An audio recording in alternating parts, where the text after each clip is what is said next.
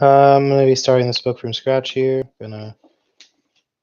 I've read a part. I read some of it already, but I'll just start over for the stream. It is fortunate for the young Burman that on his first appearance in the world, all attention is directed to the mother, and the little stranger is left very much to himself till he has attained a stronger vitality. Were it not so, the rival parties of the deists and druggists might quarrel over the relative quantities of the four elements fire, air, earth, and water, composing the new arrival and diet and dose uh, composing the new arrival, and diet and dose him out of existence immediately. In a heroic attempt to attain an equilibrium of force, the mother indeed is the major point of interest in all countries, but childbirth nowhere entails such penalties as in Burma directly. The Burma period. Directly the child is born, the mother is rubbed all over with na nguyen or turmeric, and a big fire is lighted as near as the construction of the wooden or bamboo house permits, while rugs and blankets are heaped over her of the possessions to the extent of the possessions of the family. As speedily as possible, the midwife prepares a draught called se sin, uh, a green medicine, the composition of which is a tradition with the Wu Suez and is kept a secret from inquisitive males. This the victim in bed. This the victim in bed has to drink perpetually during 7 days, and for the same period, irrespective of the blankets and the time of year, is heated up with ok poo. There are big circular lozenge-shaped bricks that are heated blazing hot in the wood fire, dropped for a few seconds into a pot full of water, and then wrapped up in cloth and applied to the body of the mother. In addition to this, doses of turmeric are regularly administered, and even every now and then, um, she is made to smell salmon net at a plant, which is put in an earthen pot, strongly heated, and then tri- triturated into the shape of a ball. The odor is not exactly such as as one would recognize as calculated to exhilarate any one, but probably after the hot brick and the sesame, everything else comes as a matter of detail. And this is done to drive out the noxious humors which are supposed to be generated by the birth of the child. On the seventh day, the woman takes an elementary kind of Turkish bath. She sits over a large jar of boiling water, medicated with tamarind twigs and a few other kinds of leaves and grasses, with a blanket over her. After about an hour of this, she has a cold bath and then is free to do as she pleases. She usually goes to bed. Um, It might be supposed that under this treatment, death in childbearing would be very frequent, but as far as imperfect statistics can show, the percentage is not much higher than in other countries. The result, however, appears in another way. A woman ages up to 10 or 15 years for every child she has. It is satisfactory to notice that in all the larger towns in Lower Burma, the more unpleasant features are fading away before the example and influence of women of other nationalities. In the jungle and in Upper Burma, ancient ancient use and want still prevail, and the young mother of 14 or 15 is shriveled into 30 with her first baby. If a woman gives birth to a stillborn child, a piece of iron is placed in the cloth in which the baby is wrapped, or in the coffin if there is one, and at the burial some member of the family says some such formula as "Never more return into thy mother's womb till this metal becomes soft as down." If a married woman dies before bearing a child, a, c- a, C, a, C, a C-section is performed, and the alon is buried in some secret place. The reason alleged for this is that were it not done, the husband in future existence would marry this woman again, and she would die in the same way, Were the embryo not secretly buried, it would be disintegrated by humasayas, necromancers, and wizards who would make evil use of it. Children children's calls are as highly thought of by Burmans as they are by English sailors. Only where the thinks he will be saved from drowning, the Turian expects to gain the patronage of any great person he may address. The infant having survived and the mother recovered from her roasting, the next thing to be done is to name the child. This usually happens about a fortnight after the birth. A fortunate day and hour is sought out by some Brahmin astrologer or a saya of lesser note. If there is no such dignitary in the neighborhood, a great feast as elaborate as the wealth of or the ambition and borrowing capacities of the parents admit is prepared, and all the friends of the family and the neighbors are invited to come. The children's head is usually washed for the first time on this day. The ceremony is therefore called Kin Bon Tat Thi, a decoction of the pods and bark of the soap acai or kinbon is prepared, and with the midwife washes the infant's head, and the guests wash their hands. Most of them bring friendly contributions toward the feast, or perhaps a little money. The mother sits down in the center of the circle, with the infant in her arms, and near her is the father. The company sits gravely smoking and chewing betel for a time, and then some elder relation or a near relation of the parents seems struck with a name and suggests it aloud. Everybody accepts it on the spot and fails to discussing the aptness of the name and the accomplishments and virtues of people they have known with that appellation. This, however, is all a prearranged thing. The father and mother have settled beforehand what the child is to be called and have apprised the Lugyai selected. Lugi, I don't know. There's lots of foreign sounding words in here. What is to be the rest of his cognitions?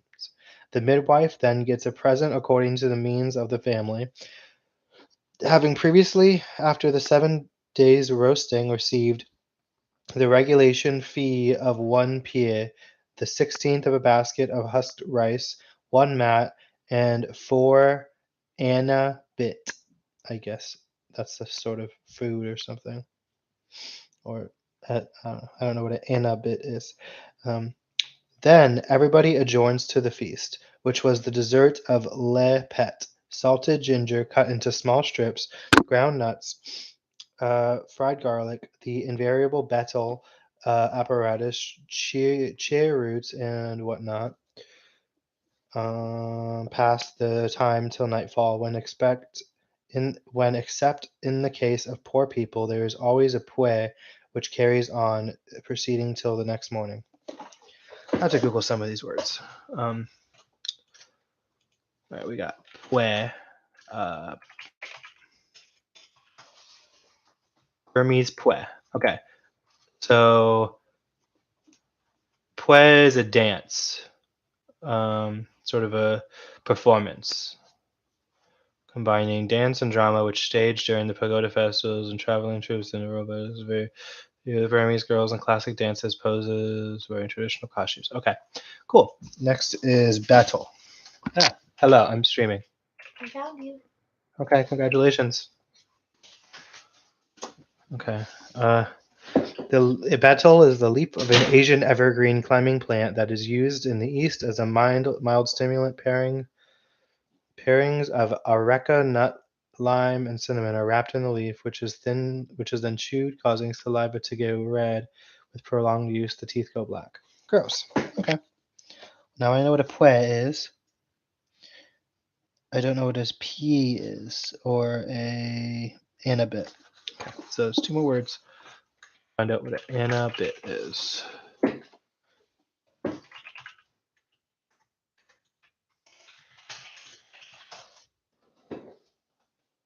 I'm not making any progress in figuring out what that is. And a 4. Maybe it's a 4 and a bit. Like maybe the number 4 is relevant to figuring out what this word means. 4 and a coin. Oh, Burmese 4 anna coin is a pattern coin that was produced in 1942 by the Empire of Japan for use in Burma during its occupation of World War II. With a face of 4 anna, the coin may have a planned variable equivalent to 1/4 of a rupee. The coin is composed of aluminum. Okay, yeah. Interesting. What does it look like? There's no pictures? That's a bummer. This will be forever a mystery. Oh, maybe that's it.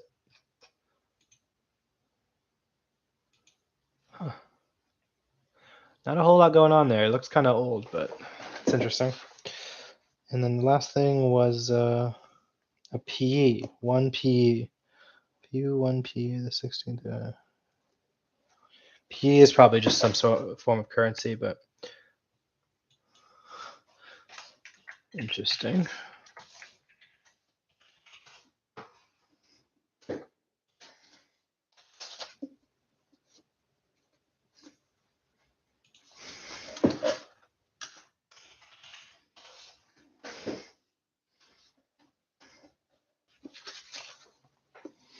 Okay, I still don't know what a P is, but I'll just go with it, some amount of money. Then the Lugya is another one I need to probably know. If I don't do this, then it'll just turn into a whole wall of text I just can never read. Sad. Okay. Lugya. Let's try a dash.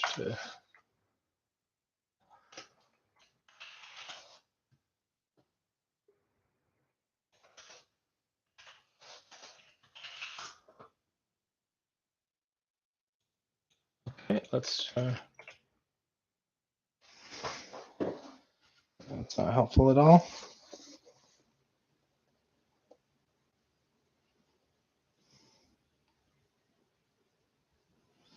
Cogitations. Cogitations. The action of thinking deeply about something, contemplation. Oh, okay. Never heard that word before. Kin bone tat thigh. Kin bone tat thigh. Kin bone tat thigh. Okay, kin bone tat thigh. Burma. Burmese?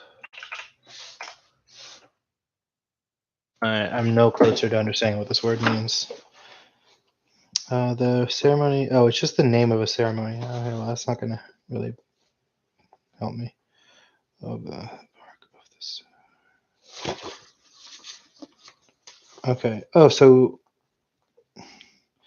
I guess I skipped this line, or I don't remember reading it. The kin bone, that tat thigh, is a decoration. Um,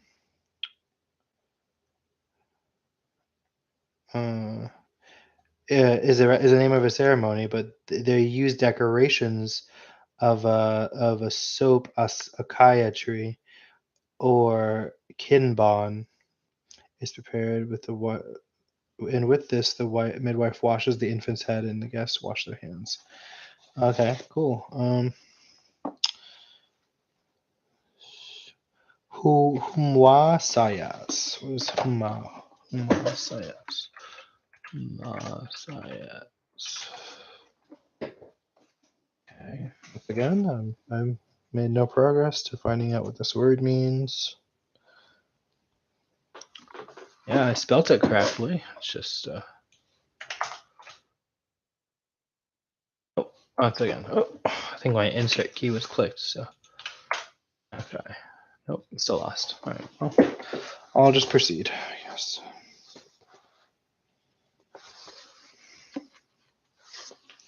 Is there like some sort of like description or something?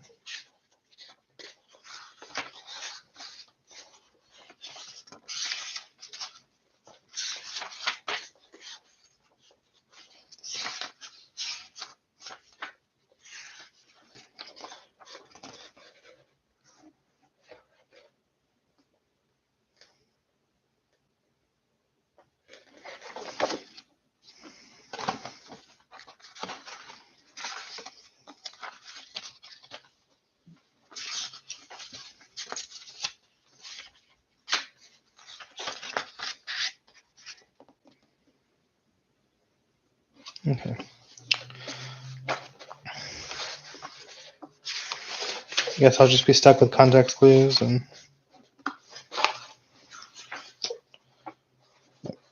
so on to the next page.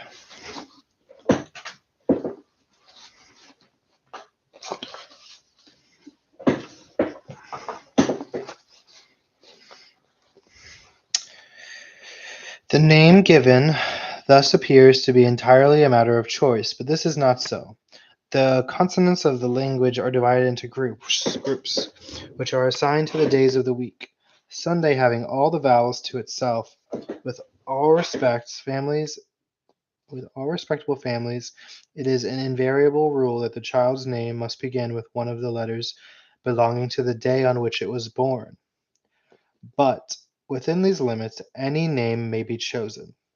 As an immediate consequence, it follows that a Burman has a birthday every week, a frequency of recurrence that which renders the event monotonous and precludes the friendly amenities of Western nations on such occasions.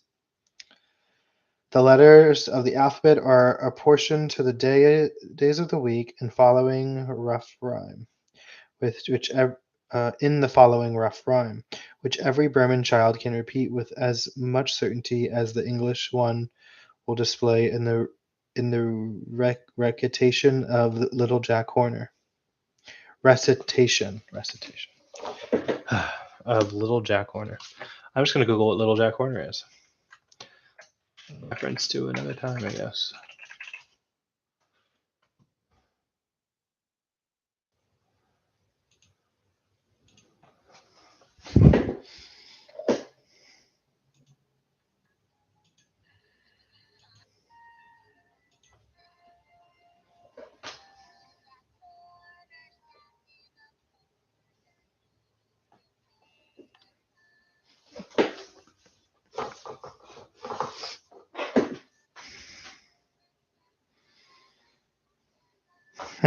All right, that's all I needed. I just wanted to know what the tune was.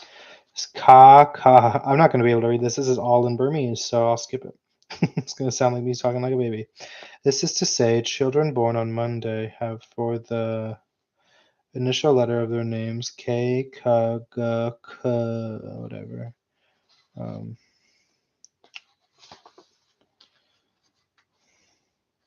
so it just goes through describing how all the different names are made. The common popular belief is that according to the day of the week on which a man is born, so will his character be. Thus, a man's name discloses his probable characteristics to the superstitious. A man born on Monday will be jealous on Tuesday, honest on Wednesday, short-tempered, but soon calm again. The characters being intensified under Yahoo on Thursday, mild, on Friday, talkative, on Saturday, hot-tempered and quarrelsome, on Sunday, parsimonious. Not only has every day its special character and its fixed letters, but there is also a particular animal assigned to symbolize it, and a red or yellow wax are made in the form of these animals to be offered to the pagoda by the pious. Each worshipper offers the creature candle representing his birthday, or that of any particular friend or relation with whom he wishes well. In this way, Monday is represented by a tiger, Tuesday by a lion, Wednesday by an elephant, Yahoo by an elephant with tusks. Is there another day? Where does Yahoo come from? Did I miss something? Nope. It's the first time they mentioned Yahoo. Oh no, from noon till okay. So the Burmese, I guess, have a day between. Is Yahoo just the day? Is this the same thing as Thursday? No, there's another Thursday. It says from noon till midnight on Wednesday is represented by a special day, or at any rate under a special constellation called Yahoo, and those born between those hours have the alternative of the two Ys, one of which is the sounded R in Pali and by the Arakanese, Examples are Mong Yo, Mr. Honest, or Ma Yon, Mr. Miss Rabbit, um, or U Yak, old individual. Okay, cool. So apparently there's Wednesday gets split in half for some reason. Um,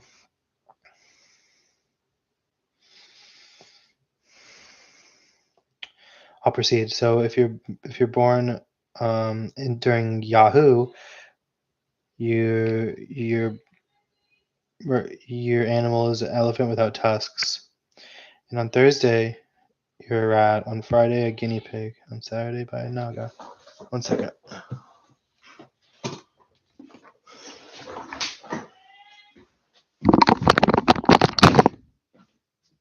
Yes, Katie.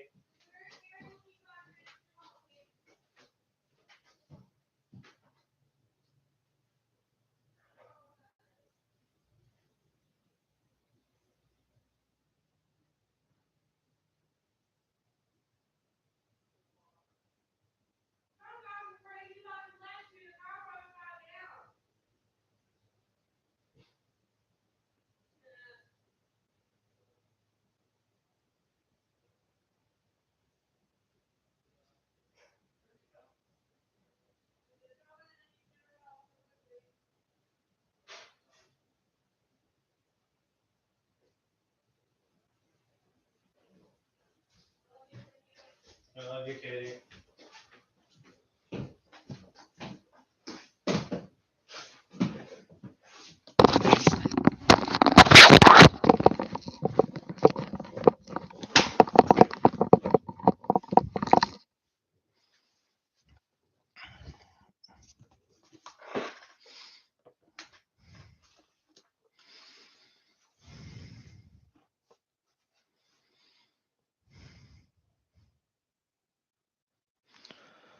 All right. Where was I? So people born on Thursday are represented by a rat. On Friday, a guinea pig. On Saturday, a naga or a dragon. And then on Sunday, a kalan, which is a half beast, half bird, which guards one of the terraces of Mount Myanmar, the center of the universe. Interesting. Little candles of this kind are to be had at any of the stalls which cluster about the steps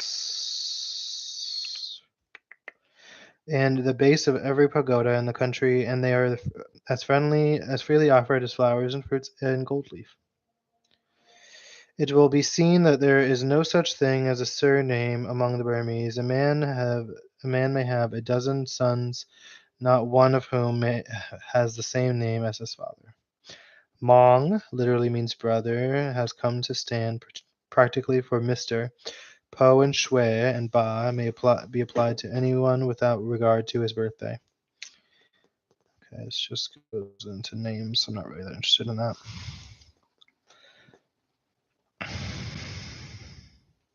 I'm really not interested in reading about names. There's a whole table for names and go calculating the horoscopes. Sure, I'll read the horoscope section. It says,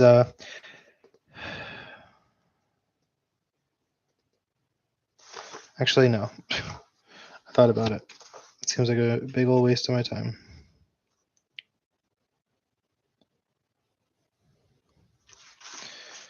Okay. I'll read the next section now. This one's titled School Days. I suppose Englishmen will never get rid of the notion that monastic schools must need to be dull and dismal. That hours of study only alternate with seasons of austerity and rough punishments. The uninhabited, almost deserted appearance of the Burmese Kyong, the isolated position, the solemn, restful front which it always perceives, no matter how lightened up by profuse gilding, and the carved magnificence of its panels and eaves, board, or how embowered in rich and waving foliage, the austere aspects and slow-paced gait of the mendicants in their sad yellow robes, All these things inevitably encourage the foreigner in the belief that the monotony and the discipline must crush all life and light-heartedness of one young scholar out of the young scholars.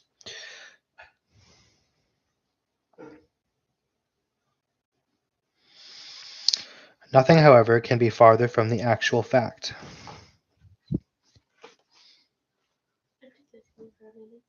What? I'm just listening for a minute.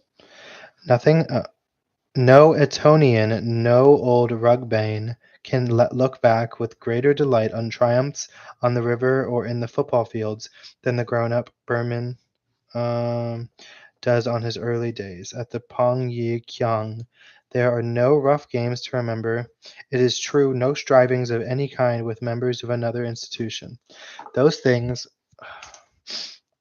those things do well enough for old for a cold country people. The Burman's reminiscence are of a quieter kind. There was the emulation with the chin lawn, the wicker football, to see who could keep it longest in the air by dexterous use of knee, foot, shoulder, by dexterous use of the knees, feet, shoulders, thighs, and cheeks. However, it Re- However, it relieved the body and freshened the mind after hours of poring over little hand blackboards covered with cramped words and letters in the quiet rooms inside. Then there were the games at Gon Yit In To, an elementary combination of skittles and ninepins, played with the big flat seeds of a jungle creeper. Pleasant they were under the shade of the great mango and pipal trees, and the lofty cocoanut and palmyra palms, and exciting were the games, so that the customary stillness of the place was was rudely broken up by disputing voices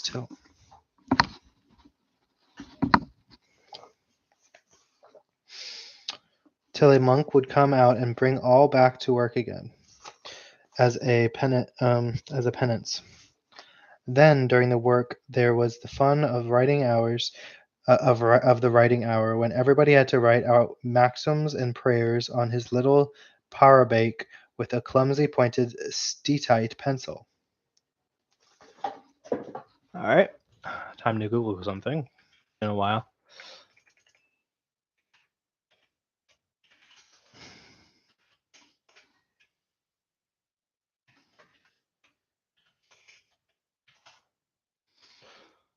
So these look like kind of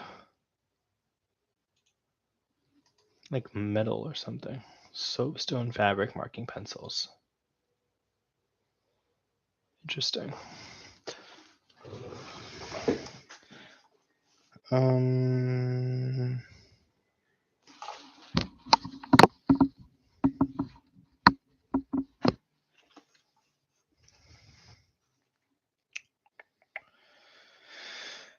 there were always some stiff-fingered big pupils who could not manage to write their copy neatly or correctly. As punishment, um, they had to take the good writers on their backs and march ruefully up and down the long schoolroom during pleasure. Sometimes they were thrashed by the other punishment, but the other punishment was the more dreaded. Then there was the schoolmaster monk, who would tell fairy tales of the other great islands which lie in the sea round about Mountain of the half moon face westerner.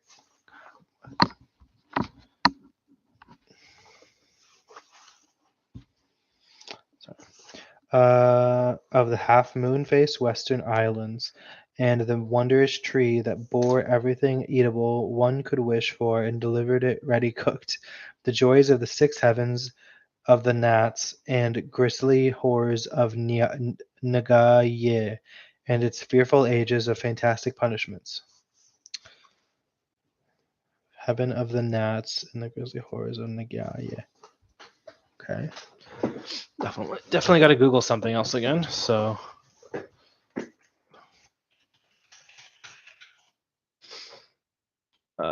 Man.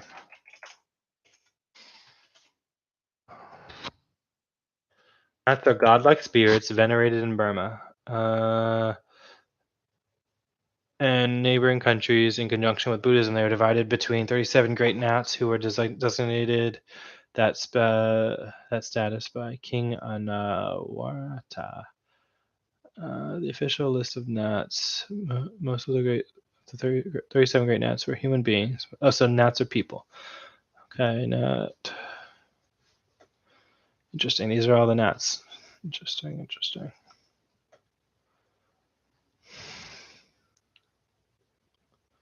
Okay, we'll proceed.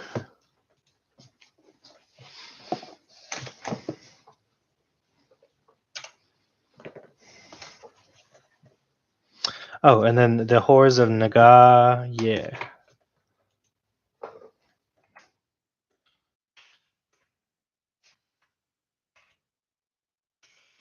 Naga.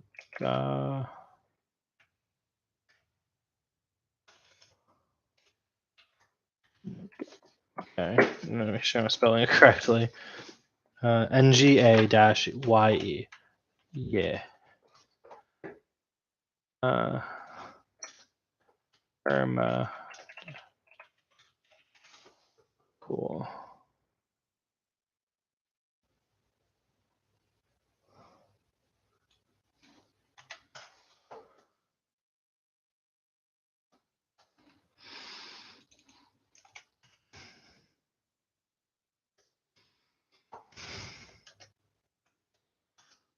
Not going to be able to figure this out. That's really annoying. Fearful age, and with its fearful ages. Okay, that's fantastic punishments. Whatever. Every now and again, traveling necromancers and Sayas would spend a night or two at the monastery, and in recompense for the little delicacies and odds and ends of food which good-natured neophytes would get for them, used to tell stories of witchery and marvel. Sometimes there would be a Saya, a kind of cyclical poet who knew half the Zats in the language by heart and would recite a little just for practice, or a tattooing Saya would come round and mark some particularly favored youths with a quaint figure. Discussion as to its meaning and probable virtues would be carried on in the shadowy evening for the months afterwards. Varieties of this kind recur to the old Burman as he thinks of the school days long ago, and he sighs with as much conviction as any European that there are no days so happy as the school days. English rule has disturbed old customs a good deal in the province, but even now we may see that as an invariable rule, when a boy has reached the age of 8 or 9 years, he goes as a matter of course to the Pong Ye Kyang. It is open to all alike, to the poor fisherman's son as well as to the scion of princely blood. For no one pays anything, and it is not carefully considered who it is that fills the monkish begging pots in their daily round. Thus, every Buddhist boy in the country is taught to read and write, and in this respect, at least there are but very few illiterate Burmans. This primary education must by no means be confounded with entry into the monastery as a Ko-yin Gale or novice. 1 second, I'm gonna change the tab. As a where was I? Or novice. Strictly speaking, this ceremony ought not to take place before the ages of 15, and the earlier sojourn is only a preparation for it. The younger pupils may become boarders in the monastic building if they choose, but they do not assume the yellow. They do not assume the yellow robe, which marks them for however short a time it may be worn, as members of the assembly of the perfect.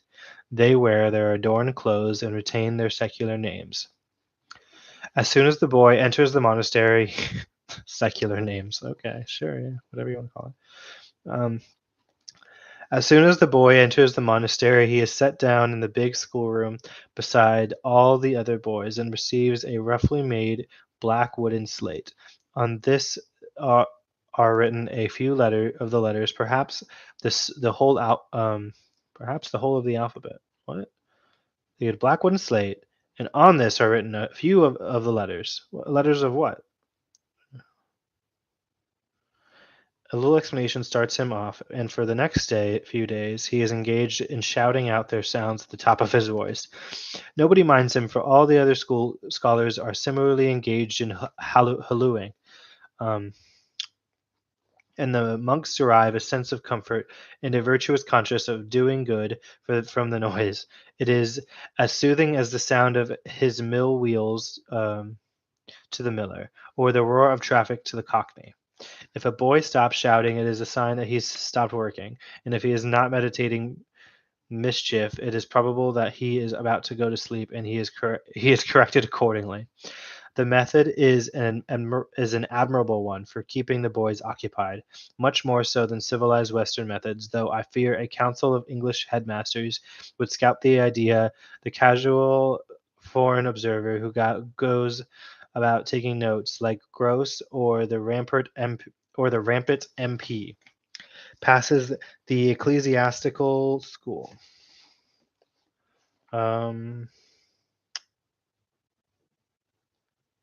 and in amazement at the seeming uproar within, declares the monastery schools are hopeless, badly conducted, and without the semblance of discipline.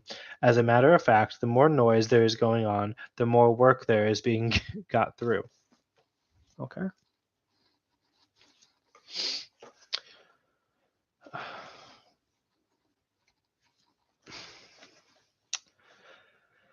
Doubtless, it is a primitive method.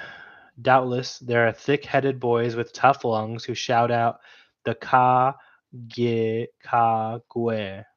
or the ABC, with but the slightest portion of it remaining in their brains.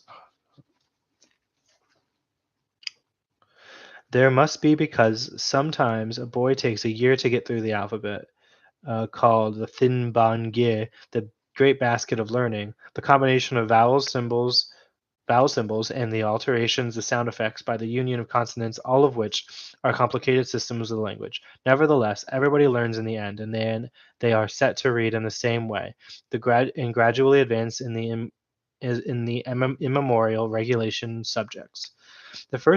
All the books, in fact, put in the boys' hands are religious. They learn the five universal commandments, the five subsidiary rules, the Pali formula to be employed at the pagoda, patterning them over till they pour out of the lips with the fluency and precision of water out of a pump.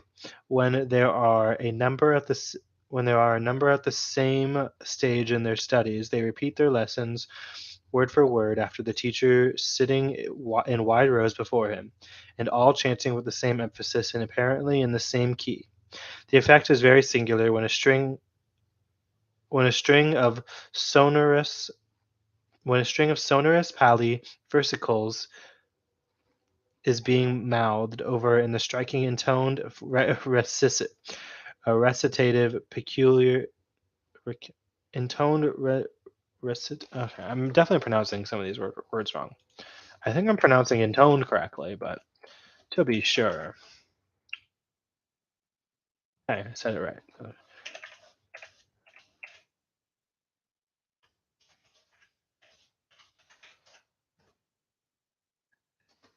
Recitative. Okay, I'll say it again. In the striking intoned recitative peculiar to these formulae. There's 20 or 30 boys crouching down on their knees, their heads every now and then bowing down to the ground over their hands, joined in supplication, the yellow-robed monk sitting cross-legged on the dais before them, repeating in abrupt, jerky fashion the clauses of the form of worship, which the childish voices instantly catch up, forms a scene which never loses its novelty and attractiveness.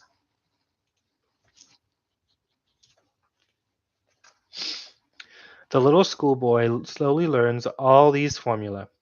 Even near to and in the larger towns of Lower Burma, the amount of secular learning, arithmetic, and so on that is learned is of the most meager possible description.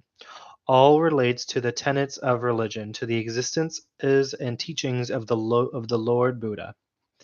The things thus impressed on the on the youthful mind sink deep into the memory, and leave their mark on the whole future life of the young scholars. As long as these monastic schools are attended, all attacks on the Buddhist faith must be fruitless. Besides, the commandments, the pious Sheko, and the Parayapthi, the lauds of the Lord Buddha, and the aspirations to be repeated at the holy shrines, the formula to be told over on the beads. Besides these first principles, the young Burman is taught the thin ki ya, the rules which are to prepare him for assuming the yellow robe, and to guide him during his longer or shorter withdrawal from the sinful world to the calm tranquility of the monastery.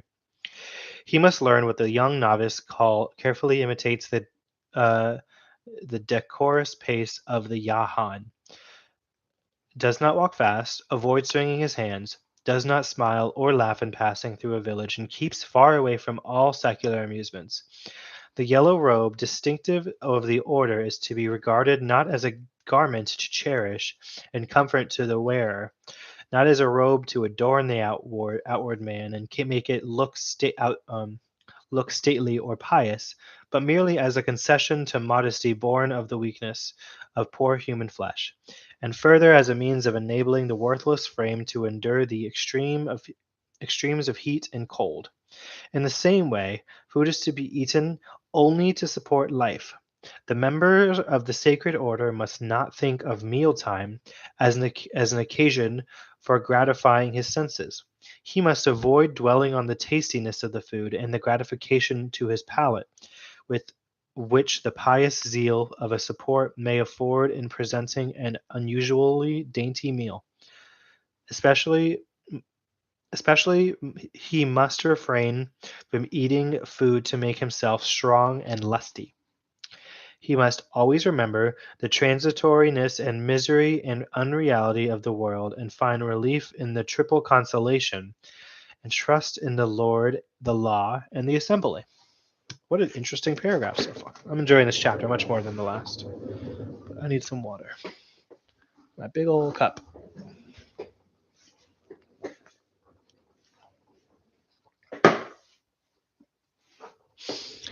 All right, I'll continue.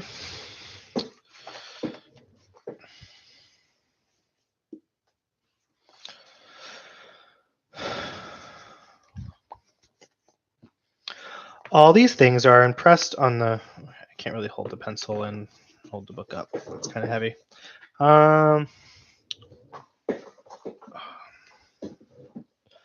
All these things are impressed on the young pupil as soon as he is able to read at all. Every one of them assuming the fact that as soon as he is old enough, or as soon as he has gone through the necessary preparation, he will assume the yellow robe of the devout, to wear it perhaps for life, perhaps only for a day or two, but certainly to put it on, for without this he cannot attain to the full privileges of a man. His con will be altogether one-sided. Con is luck. So when I say that, just think of luck. All the ill deed he does will swell the sum of his demerits, but not a single good action to no uttermost act of charity or devotion will be recorded to his advantage for another existence. Without admission to the order, without Buddhist baptism, no man can count on his present existence as other than an animal. No man can count on his present existence as other than an animal's. Well, the greater gift of having appeared in the likeness of a human being, the happy balancing of merits and demerits, which has resulted in so glorious an opportunity of advancing toward Nibbana, the still greater fortune of existence in a country where the tenets of Buddhism offer supreme chances to the weary seeker after rests from the moil of a workaday world. All will have been recklessly thrown away. It is written. That's an interesting concept that like every religion kind of views like, oh, isn't it great that I was born in the country that um, allows me to pray to this religion. All will have been recklessly thrown away. It is written that more hardly will a needle cast from the summit of Mount Myanmar across the wide Thamad Ya sea, more hardly will it touch with its point as it falls another needle, standing point upwards in the greater southern island. Then will any given creature become a human being. Okay, that's pretty unlikely. How are the Western foreigners, black and white, to be who are pitied, who have indeed by earnest strivings attained the seat of man, but arrive there finding it all naught, because they do not hear the teachings of the Buddha? Wow. There it is.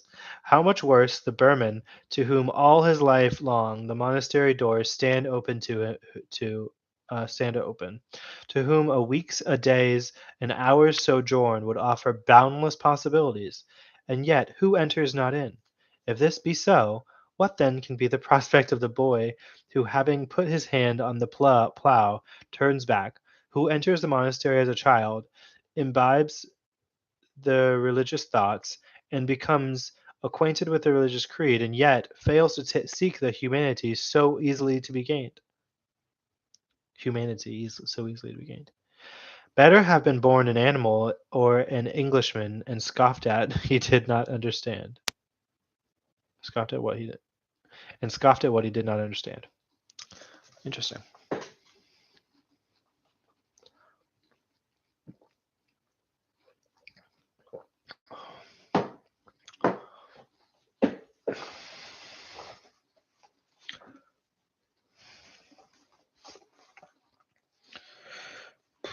Consequently, it may be invariably assumed that the little scholars, as soon as age and acquirements admit, put on the yellow garb as a finish to his education. This used to include everyone till the English came and took the country. Everybody went to the Pong Yi Kyang, but now there are English government schools. These are Burmese layman schools, which neglect religious education altogether and look to competitive examinations as the end and aim of juvenile existence, as the Nibbon of school life. There is a percentage of 35 in the middle standards. What it matters if the successful halt and stumble in the Parate Gear. There are two boys who have a chance in the Calcutta University matriculation examinations. It is a matter of indifference that the thing is as unknown to them as it is to any poor foreigner. Nevertheless, notwithstanding their shortcomings in this respect, there are but few even of these young Burmen who have not become members of the society, if only for long enough to get their heads shaved and be invested with yellow dress. Still, in these latter years, there are a few who have never gotten through even the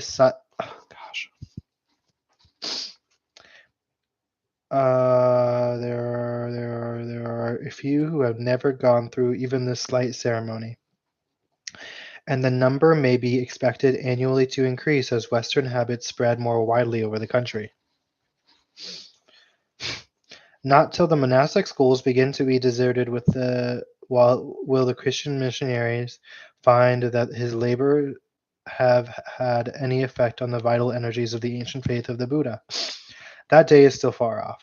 As yet, the government and vernacular lay schools have had very little effect in reducing the number of scholars who go daily to study in the dim, lighted schoolrooms of the monastery.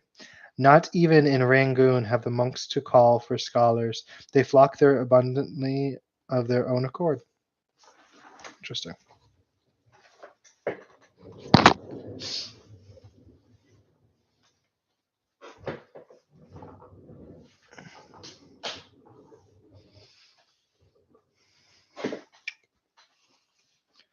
All right.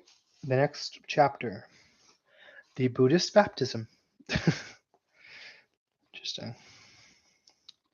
The term baptism, as applied to a youth who enters a monastery in the state of a probation, is not, as many people think, a mere idle analogy borrowed from the Christian faith. The novice actually and formally receives a new name to mark his ascension. No, it says accession to the full dignity of humanity. The great majority of shins or ko-yins are little. Are little boys of 12 or a little older, but occasionally a man secludes himself from the world at an advanced age. Till a Buddhist has entered the fraternity, he cannot claim to be more than a mere animal. He has a Lu name, it is true, a worldly name, but so mighty an ox or horse or elephant. It is not till he has subjected himself to the discipline of the Kyang that he can reap the fruits of a holy past and look forward to a more glorious future. Okay, and then there's a I guess a quote from something. Doesn't say. It says the devils in the underworld wear out deeds that were wicked in an age gone by. Okay. Man has less innocence than the animals and cannot, like them, progress by merely omitting the sin. He may make golden stairways of his weakness indeed, but before he can do so, he must abandon the world, if it is only for 24 hours. Then he becomes an upataka, a believer, and upathaka means believer, and towards another life will hold the gain as well as answer for the loss in the present one. I'm sorry. And towards another life will hold the gain as well as answer for the loss in the present one. Death casting up the debit or credit. And then there's another quote from something. It says, higher than Indra's yea may lift your lot, and sink it lower than the worm or gnat. I think in this sense we're talking about the gnats as in the bugs, and not the gnats as in. Well, I know it's a different spelling, so just know that it's gnat as in the bug, and not the gnats as in the holy old people who died. In recognition of this new gained power, the novice drops his secular name and receives a bue, an honorific title to the mark that is now open to him to escape from suffering. The name lapses when he returns to the world again, but it is sufficient that he has once borne it. He may add to his con merit and gain. No, he may add to his merit and gain for himself a glorious new life by good work.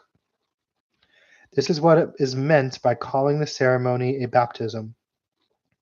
The Bue are almost invariably Pali or Burmanized Pali names, and follow the same rules with regards to initial letters and the Lu name.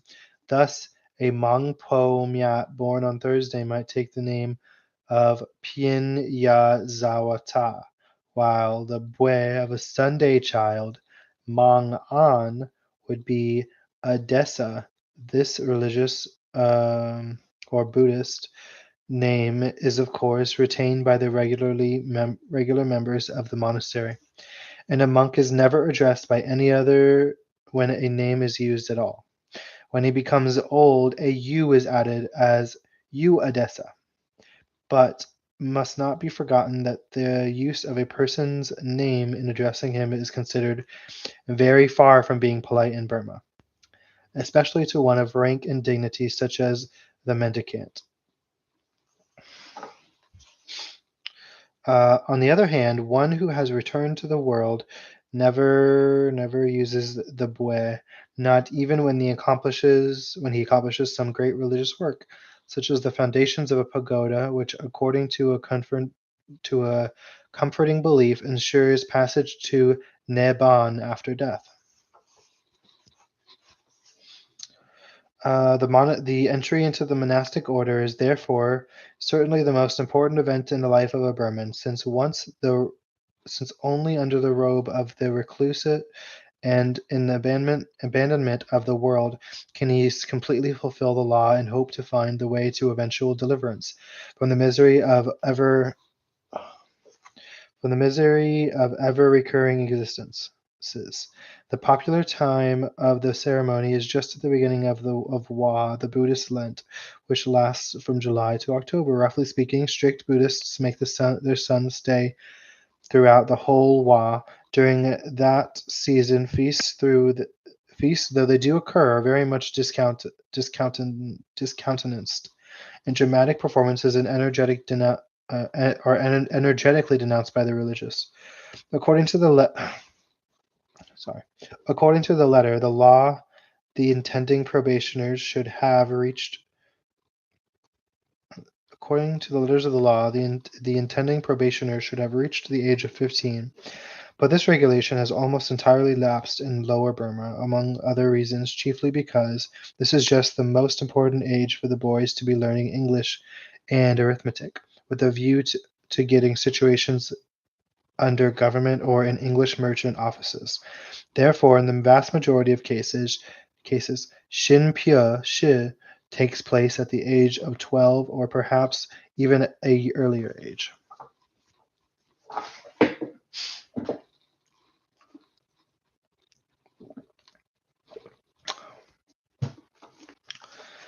If the boy has been a scholar in the monastery before, he is sure to already be prepared in all that is required of him. If not, he gets a few hasty lessons in the duties that will be on him. He must address a full member of the order in such and such language. He must walk dec- decorously through the streets, keeping his eyes fixed on the ground 6 feet before him, and on no account gaze round him, no matter what exciting events may be going on. He must wear his thingon and dugut in the prescribed fashion. He must eat with dignity and circumspection, and so on. All these details are set forth in minute fashion in a code. When he has mastered the most essential portions, he has also given proof of an acquaintance with the ordinary forms of worship. All is ready. His horoscope now comes into requisition, and a Bedin Saya or Pana is called in to determine a lucky day and hour from the Sadhya. Um, when this has been settled, 3 or 4 girls, the intending Koyin Gale sisters, or friends of the family, dress themselves up in their finest silks and jewels, often borrowing a large quantity of the latter, and go round the town announcing to all the relatives and friends and family and neighbors when the induction will take place, and inviting them to the feast, presenting the little packets of le put usual on such occasions. Almost all these send some little present, either of money or victuals, to aid in the feast and make it as grand as possible. Not unseldom, if someone else's son is already going to enter the kyang and the town is not very large, the two join forces, while occasionally as many as half a dozen unite, especially if the families are not well off. On the appointed day, the young neophyte dresses in his finest clothes and loads himself with all the family gold, chains, and jewelry, as much more as he can borrow for the occasion. He then mounts a pony or gets into a richly decorated car shaded by a gold umbrella, allowed formerly on the occasion only in Upper Burma, except to those who had got a special patent for them from the sovereign. He passes at foot pace through the village. A band of music goes before. All his friends and relatives crowd around him, decked in their gayest. The young man dancing and singing vigorously. The girls laughing and smiling with powdered faces and brilliant dresses. Thus he goes in succession to the houses of his relations and of all the local officials, to do them the obeisance due from a younger member of the family, and to bid them farewell. They in turn contribute money toward the expenses of the band and the solace of the supernumeraries. The triumphant march is meant to symbolize the Mang Shin's abandonment of the follies of this world and to recall Prince Thadot's last splendid appearance in Kapilawut amidst a crowd of rejoicing clansmen and subjects just previous to his abandonment of family and kingdom to become a homeless mendicant what's it called ascetic and to obtain Buddhaship under the of the Bodhi tree. When the round of visits has been duly carried out, the procession turns back to the parents' house, where in the meantime, the where in the meantime, the final preparation for the indication and subsequent feasts have been concluded. The head of the kyang to which the young postulate are to be admitted together with um, postulants are to be admitted together with several of his brother monks are seated at the back of the room on a raised dais in front of which are arranged the presents intended for the medicants, heaps of fruit, cooked food, mats, yellow cloth, and so on. The talapoins, seated in a row, carefully hold up the large lotus leaves shaped large lotus shaped large lotus leaf shaped fans before their faces to shut out from the female portion of the assemblage. Um, Never is the command to the holy community not to look on woman more necessary, more arduous to observe than at a Shin Pyu Pue. Burma's fairest daughters are assembled, bright in rainbow skirts and neckerchiefs, drowsy scented flowers in the jetty tresses, jewelry flashing on the bosom, and fingers and ears, the fragrance of the thana ka lingering over the smiling faces. Terrible trial it is for the young monk if any such there be in the be in the gang oaks follow and more imperative the concentration of the mind of the Payit Gye and other portions of the sacred rite, which are loudly chanted as the postulants return and the assembly sinkos to the Pongis and settles down to observe the proceedings. The boys throw off all his fine clothes and jewelry and binds a piece of white cloth round his loins. Then his long hair is cut off close to the head. Often the locks are much as 3 or 4 feet long. They are carefully preserved by the mother or sister, the latter often making them into ta su, the tails of hair twisted in which and with her own to increase the size of her sa don, the knot of hair she wears at the back of her head when the hair has been cut. The head is carefully shaved by the boys, holding it over a cloth held by some of his relations. After this, the head is washed in the usual way with a decoction of the seeds barks of the kinban dye and rubbed well with saffron. A bath then taken and a bath is then taken once more that he puts on the bright paso and repairs to the presence of the monks. Near at hand and the parents have set ready the thingan, belt, kowat, and other yellow robes, the begging pot and other requisites of the shin.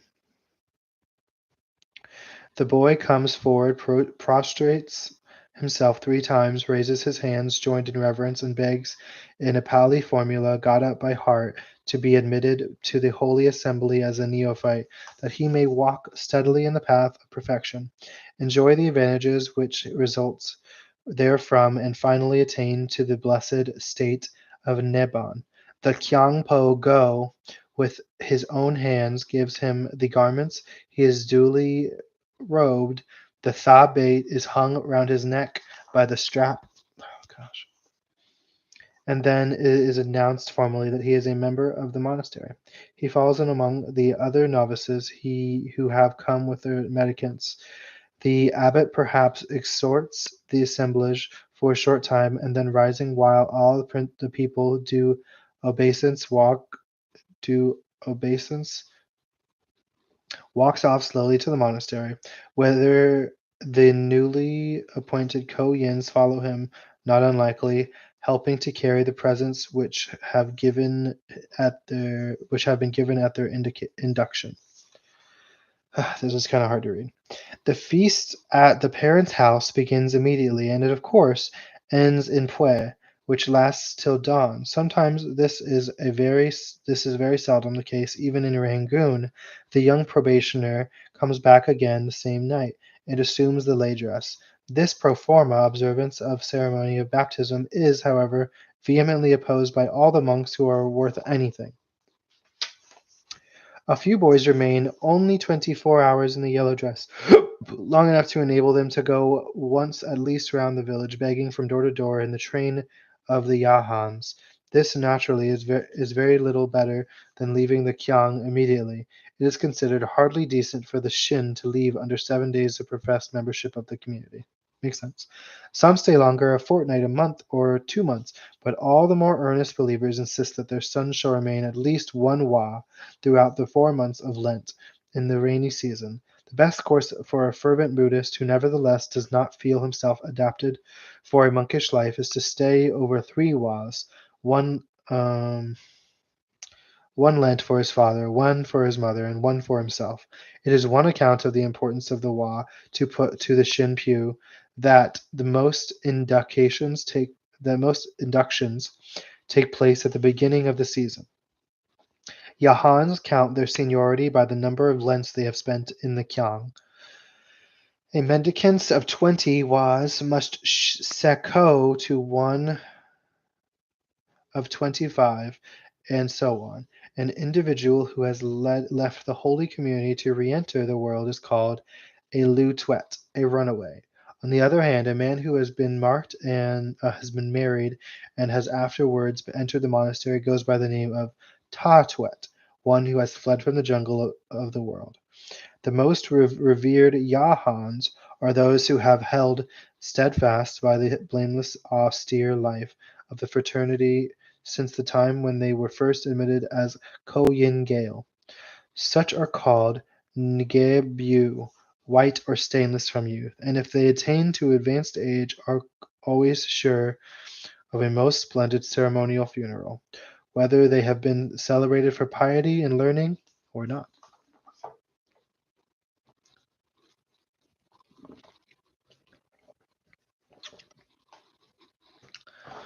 All right. Got 2 pages left.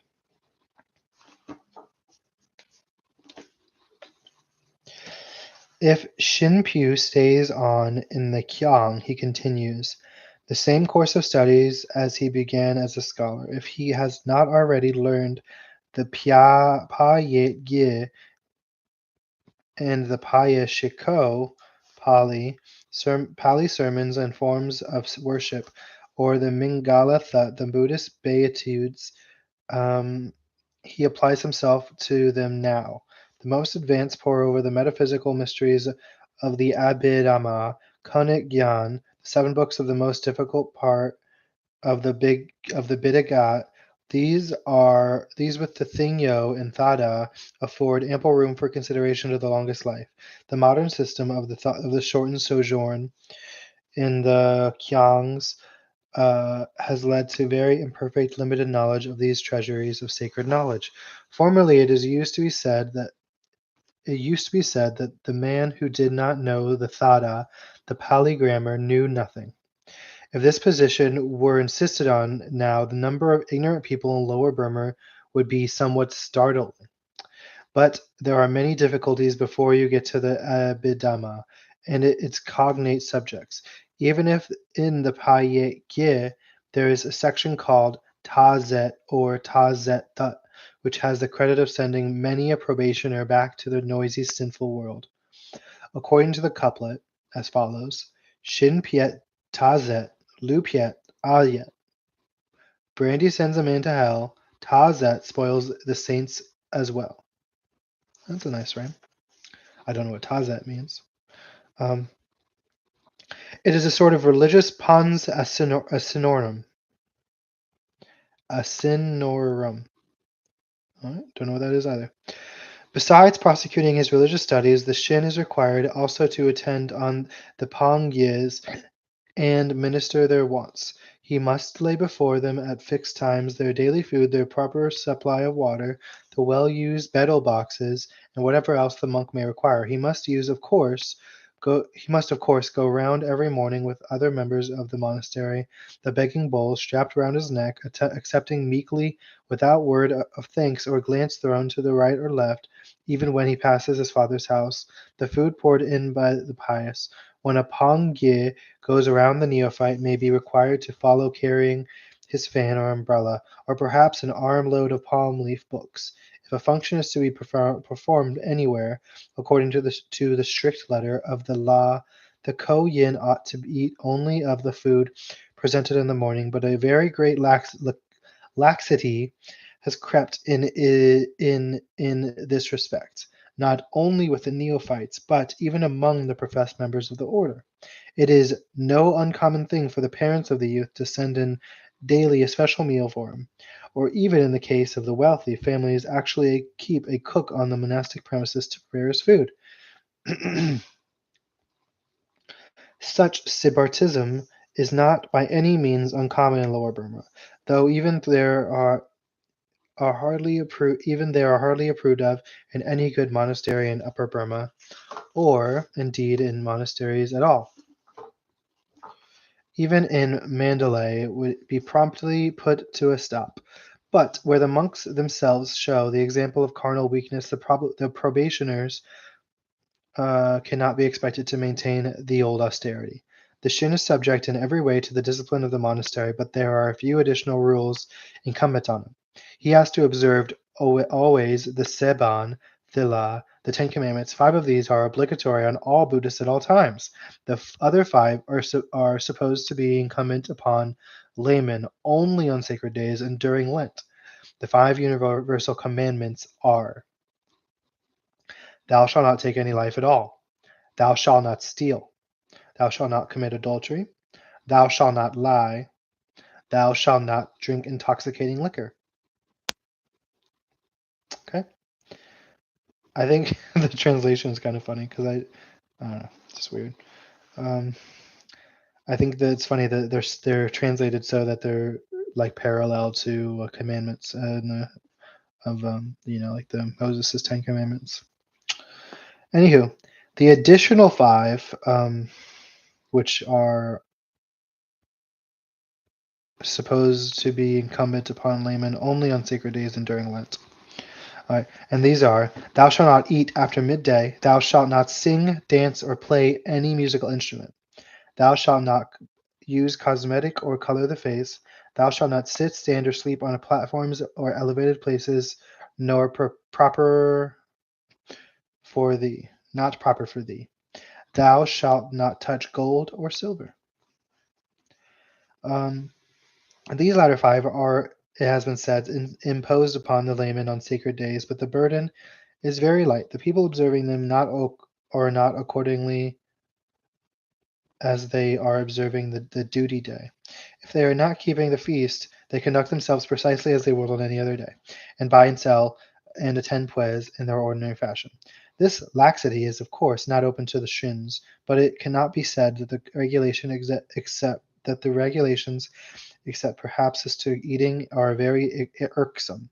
The seventh and eighth commandment seem by themselves peculiar. The seventh and eighth are: Thou shalt not sing or dance or play any musical instruments, and the next one is: Thou shalt not apply cosmetics to their face.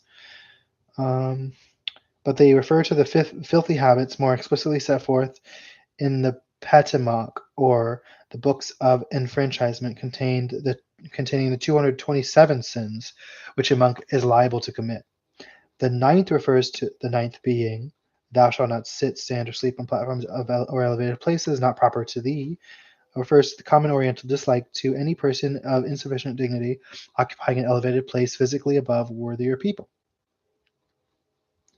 So far, then, the Shin is not very grievously burdened in the monastery, but the discipline maintained is very strict.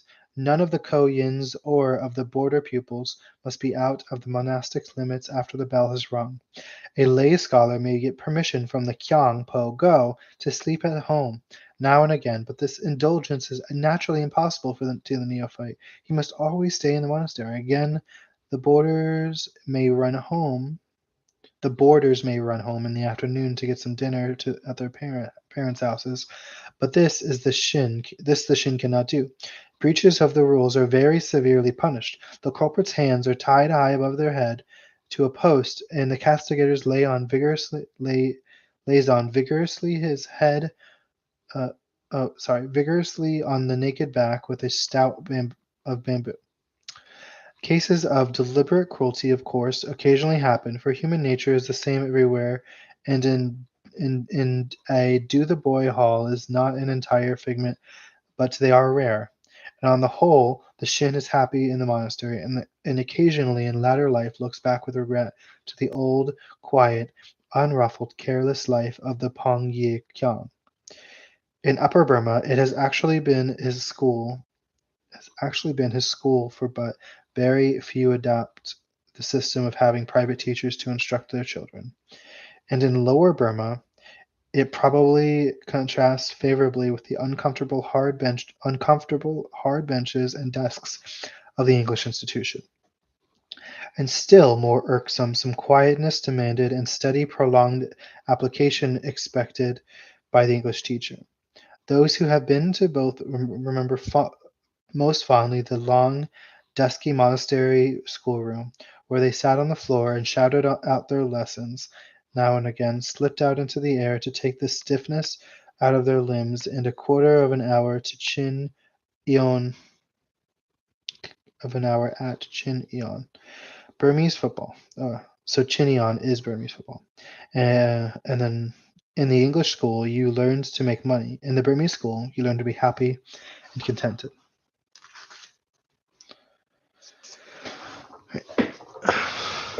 This chapter is like too long. I'll probably skip to. I'll probably leave off tonight. It's 10 pages. I can do that.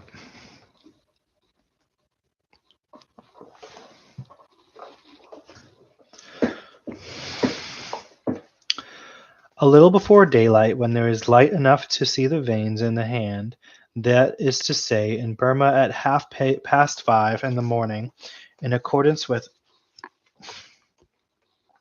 the Dina Chaira. This next chapter is called The Life in the Monastery. The whole monastic community rises, awakened by the sound of the kaladet. This is a big oblong trough-shaped bell made out of a piece of wood, hollowed out with little chiseled holes on the side. It is beaten with a wooden mallet and makes noise enough to rouse the heaviest sleeper.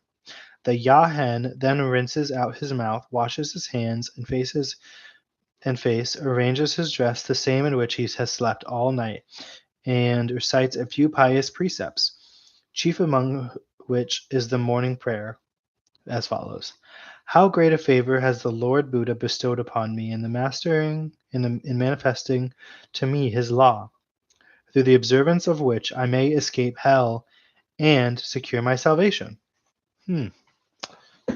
There are always a few sleepy boarders or shins who have been indulging in the dissipation of whispered conversations till far into the night, whom nothing but a personal attack will awaken, but they are soon shaken up, and then entire community arranges itself before the images of the Buddha. The abbot at the head, the rest of the brotherhood, Pien sins, novices and scholars according to the order, and all together intone in the morning service.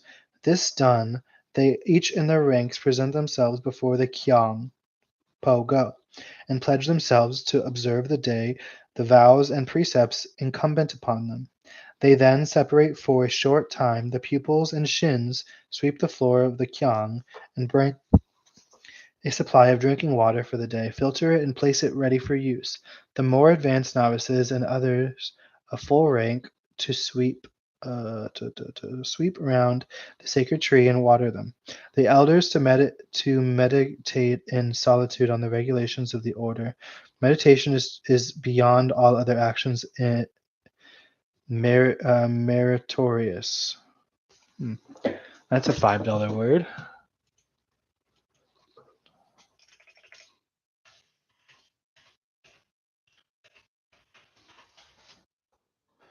Deserving a reward of praise.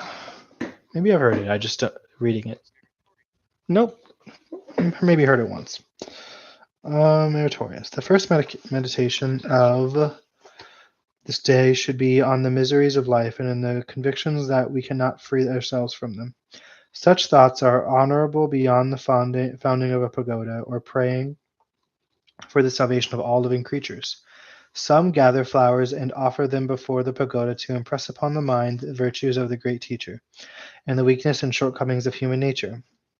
Then comes the first meal of the day, a light refection usually preceded by a homily or grace, to the effect that the rice is eaten not to please the appetite, but to satisfy the wants of the body. That the yellow habit is worn not for vanity, but to cover nakedness. That they dwell in this house not for vainglory, but to be protected from the inclemency of the weather. That medicine is taken merely to recover health, and that health is desirable only that they may attend with greater diligence to prayer and meditation.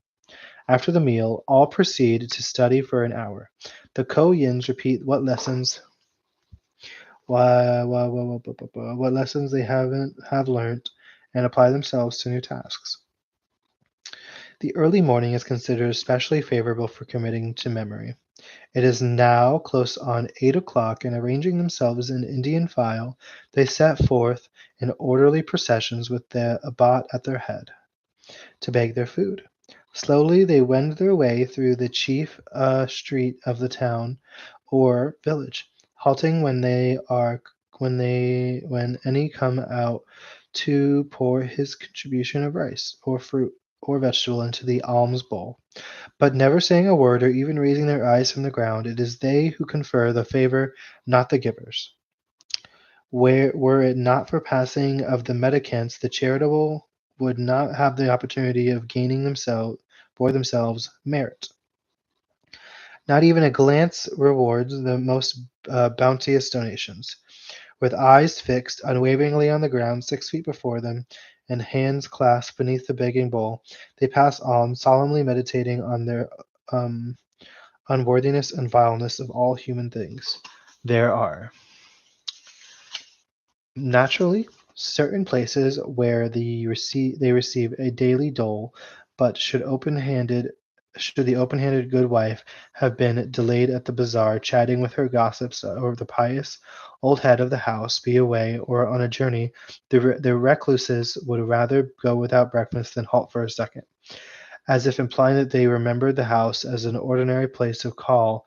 It is a furlong on the noble path, lost on the absentees, and the double rations of the following day is noted without a phantom of acknowledgment. So they passed round, circling back to the monastery after a perambulation lasting perhaps an hour or half an hour. Some mendicants, especially the more austere, return as soon as their thabates are well filled. Others apparently walk for a certain fixed time, and if the bowl is filled before this time is over, they empty it carefully on the side of the road. This is not wastery. The food is eaten by the dogs and the birds of the air, and the merit to the givers is all the same. So people make donations of food, and then you just like dump it on the ground because you got too much and you got to walk around longer. All right. Yeah, people should do that with modern day fundraising. I've received too many donations in the last hour. I need to give them all away and start over, as I have to take donations only in this amount of time.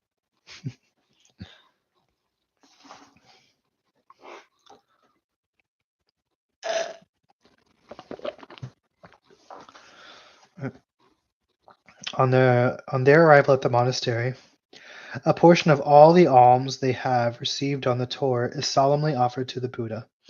and then all proceed to breakfast. In former times, and according to the strict letter of the law, this ought to consist solely of what has been received during the morning. But a great number of monasteries have sad to say fallen away from the strictness of the old rule. Only the most austere abbots enforce the observance of the earlier asceticism. Certainly in the great majority of the Kyongs, or Lower Burma, there is a man, not a monk, called Kapiyadayaka, or supporter, who provides them a much more delicate and better dressed meal they would have if they ate of the miscellaneous conglomerate turned out of the alms bowl.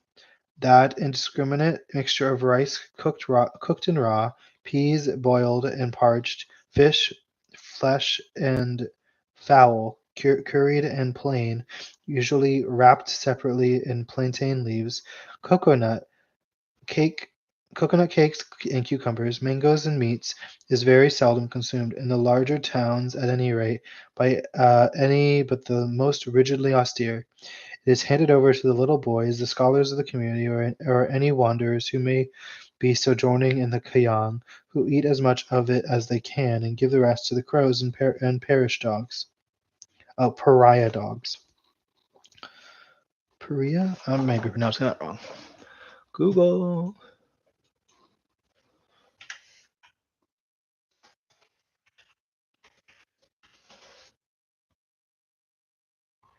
Oh no, it's a pariah.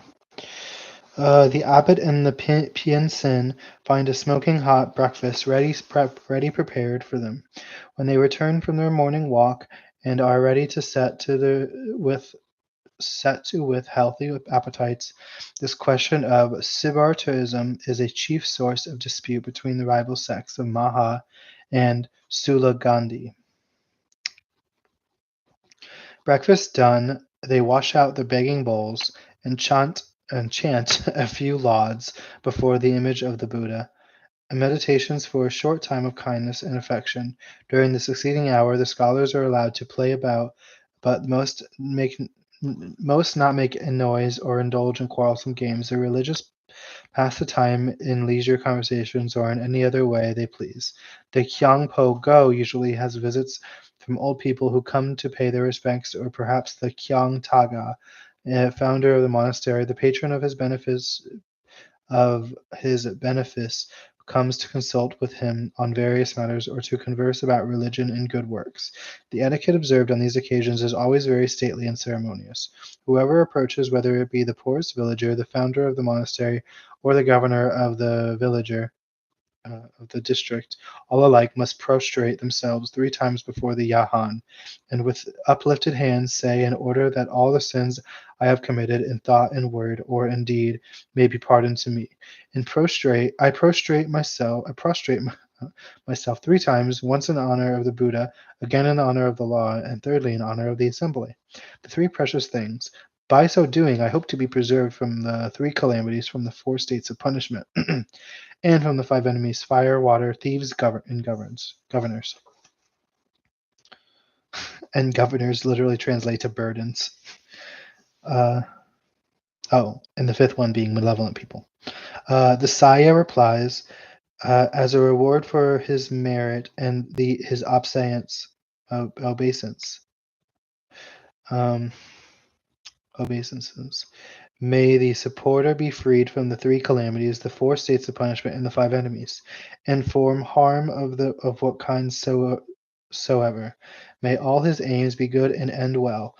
That may he advance firmly in the noble paths, perfect himself in wisdom, and finally obtain rest in Nibbana. Whenever the visitor addresses the Yahan, he rejoins his hands together, and sitting as he does on a mat, slightly bends the body forward, applying to the title of Paya, or Lord, making use of the honorific forms of speech specially reserved for the religious. The mendicant, on his part, called the layman, or of whatever rank, Taga, supporter, or if the visitor to be a woman, Taga Ma. Somehow or other, these conversations Like the like the addresses of the religious to the people in the rest houses, always seem to come round to the subjects of the merit of almsgiving. The recluse will say that whatever is presented, silk robes, mattresses, pillow, betel box, is purified by the merit of the alms deed. The poor could fill the Lord Buddha's begging bowl with a handful of flowers; the rich could not do so with 100, 1,000, 10,000 measures of grain. The path in the noontide heat is hard to one who has no sandals and no water cord. What then will be the path after death to one who has no charity in regard for the 10 precepts? Alms deeds can defend a man and protect him against the influence and the source of demerits which are man's true enemies.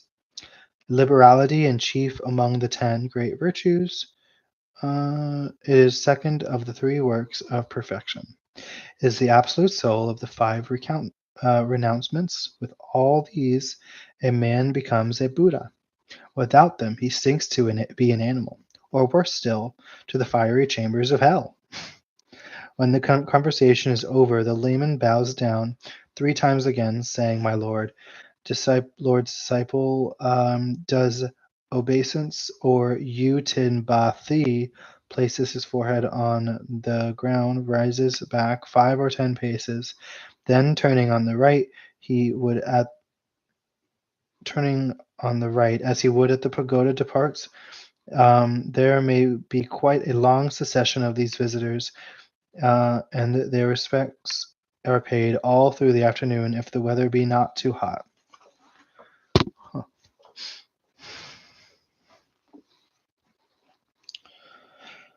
At 11:30, however, there is another meal, usually a light reflection of fruit, and this is the last of the day. The Pien Sin are expressly forbidden to eat after noon. Solid food taken after the shadow slopes to the east endangers purity. The blood becomes heated, and moreover, when the stomach is loaded with the mind becomes overly clouded and unfitted for meditation. It is worthy of remark that the religious must eat as they walk slowly and with gravity, only putting moderate-sized morsels into the mouth, and constantly being in mind that food is not intended for the gratification of the flesh, but for the nourishment of the body. The ceremony called a khat must also be carefully observed in accordance with the precise instructions laid down in the Win E. When a monk wants anything, he must not go and get it for himself, nor direct any one in as many words to bring it to him. He must say to an attendant Shin or scholar, "Does what is lawful," whereupon the food is brought him, and the Shin kneel down at a distance of a couple feet, and making the customary salutation says, "This is lawful." The Yahan then either takes it from his hand or directs him to place it within reach. The same ceremony is observed in everything, whether the religious wants water to wash his face, or hands, to to rinse out his offerings. Or to rinse out his mouth, or his sandals and fan when he goes out, or when offerings are made to him by the pious. The desire is, of course, to impart dignity to all the monk does, and to repress covetousness and inordinate cardinal desires, and the custom dates from the very foundation of the order. After the noontide meal, all return to work again. A certain number of undertake the teachings of the boys, who are at all stages of learning, from the children at Thin Bon Gia, the spelling book, up to the Ko-yins, who, in accordance with the law, are learning the Winnie, the whole duty of the monk, by by heart, with a view of abandoning the world and adopting the religious life. Others set to work to read old texts and the commentaries on them, or go to superintend the professional writers who are copying out manuscripts, carefully scratching out the palm leaves with sharp style. The Piensin themselves never do anything of the kind. The writers are all professional laymen, and almost without exception from Upper Burma, the Sadak, the carved and gilded box containing the palm leaf books, stands in the central room near the images, and often shaded by a sacred umbrella. When a learned Sada shaded by a sacred umbrella, uh, images and often shaded by a sacred umbrella. When a learned Sada makes notes or writes a commentary of his own, he dictates it all to these copyists, who afterwards engross it. Most of the older members of the Kyang do, however, what an Englishman would call nothing all the afternoon. They talk with whatever idlers there are, always an abundance of them, come about the place, and then sink into meditation, many of the weaker of them into sleep. Meditation is the only path to the higher seats whereby a man becomes Yahanda fit for Neban, possessed of the six kinds of wisdom, as follows: the faculty of seeing like a gnat or dewa, a gnat being somebody like one of the people who were like deemed holy by that one old dead guy. The faculty of hearing like a gnat, creative power, knowledge for the thoughts of others, freedom from passion, knowledge of one's own past existences. They sit there for long hours, fingering their rosaries, the beads made of the seeds of the Kana indica, Indian shot, which sprang from the Shin Gautama's blood, and repeating many times the prescribed formula, most often the Thamatawi Pathana. All is changeful and all is sad, all is unreal, followed by the Rangan, the invocation of the three precious gems, the Lord of the Law, and the Assembly. So by abstraction of the mind they hope to acquire the four laws of Oedipus. Absolute power over the will, absolute power of the mind, absolute power of execution, absolute power over the means to the object. So those are the four laws of the Oedipus.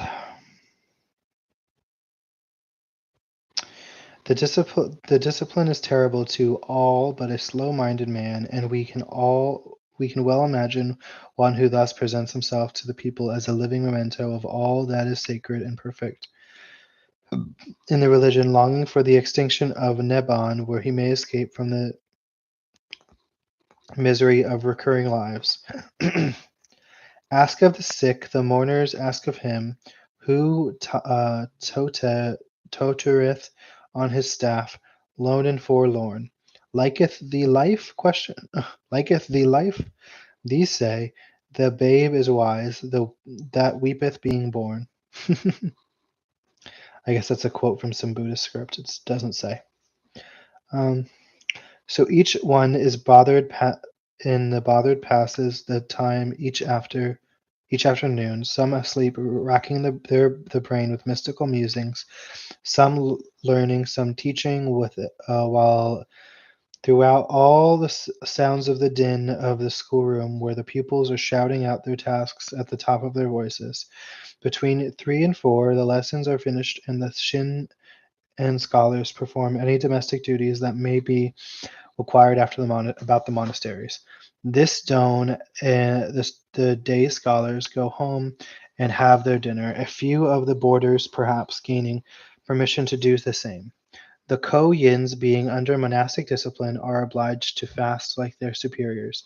Most of them, and some few of the Pong-yins, go out for a staid and solemn walk round the village and out to the pagoda. Then at sunset, the melodious, far-reaching notes of the kala-decked summon all back to the kyong. The strollers return immediately. None wearing the yellow robe may be without the monastery limits after the sun goes down, which occurs throughout the whole year close up to 6 o'clock. After a short time afterward, the scholars are summoned before the abbot, or some of the Pong Yins recite steadily all they have learned from the Thin Bo Bon Gie up to the books they have at last committed to memory. If the kyong is larger, there are a number of students. This thorough process is, however, modified, and only the work at the moment being learned is required of the pupils. The Pali rituals are chanted with spasmodic energy, abundance of sound, in most cases doing duty for a just comprehension of the matter. Very few of the religious could string a sentence together in Pali, far less speak the language. Yet most of them can pour forth homilies and dogmata for hours on end, so that the poor Koyins are not to be scoffed at for their parrot-like volubility. When the examination is over, if the Saya is an enthusiast, or if there is time, the dignitary himself delivers a sermon or gives an exposition of some knotty passage, or perhaps there's a general conversation on some question of doctrine or other subject of ecclesiastical interest at the moment. Thus the time passes away till 8:30 or 9, when the evening is closed with the devotion in the presence of the image of the Buddha. All assemble according to their rank, as in the morning, and together intone the vesper lauds when the last sound of the mournful chant have died away in the dimly lightened chamber. One of the novices or a clever scholar stands up with a loud voice, proclaims the hour, the day of the week, the day of the month, the number of the year. Then all shiko before the Buddha thrice, and thrice before the abbot, and retire to rest. None who have experienced the impressiveness of the ceremonial called the Thana Hlyak,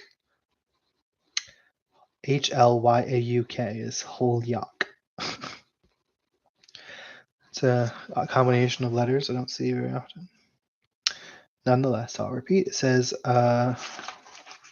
none who have experienced the impressiveness of the ceremonial called the word that I couldn't pronounce will readily forget the powerful effect it has on the feelings. It is the fit ending of a day full of great possibilities for all. In the same routine gone through day after day becomes monotonous and loses some of its power for good. Yet the effect of such a school presided over by an abbot of intelligence and earnestness must ineffably work for the good of all connected with it, and especially so in the case of the impulsive, impersonable people like the Burmese. As long as all the men of the country pass through the Kiongs, the teachings of Western missionaries can have but little power to shake the power of Buddhism over the people. The moral truth of both religions, Christianity and Buddhism, are practically the same, and who can give proof of aught without calling in the aid of faith? The Burman is convinced that no other creed will suit him so well than the number of monasteries in all the parts of the country renders and the number of monasteries in all the country in all parts of the country renders it easy for everyone to obtain entrance for his children. The king sends his sons to the Kiang, and the poorest and most sinful wretch need not fear that his child will be turned away from the gates. Teaching is really all the Pian sins do for the people. But it is precisely this moderate amount of teaching revealing, as it does to all, the stern simplicity of the monastic life that keeps the faith active in the country. Many monks are supremely lazy, but so are many of their fellow countrymen. And if you are bidden with the law to meditate deeply on the nature of mind and matter, of Nam and Rupa, of Sat and Sadathit, of Thissa and Zan, it is certain that you cannot be actively employed on other less important natures. Of late years, the rudiments of Western knowledge, arithmetic, elementary geography, and history are more and more taught in the monasteries all over the country, and the government gives grants to the monasteries for the pupils who pass the prescribed examinations. Interesting. Ooh, okay.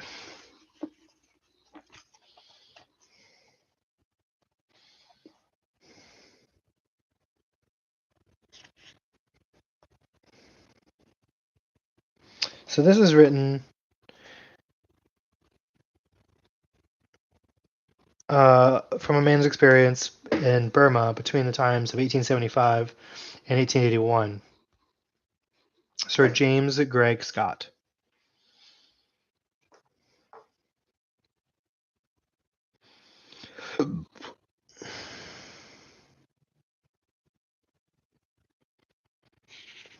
I guess. There's a page ripped out here.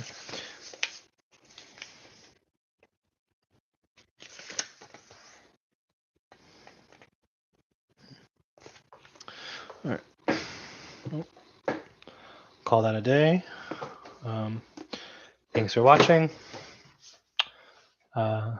See you next time.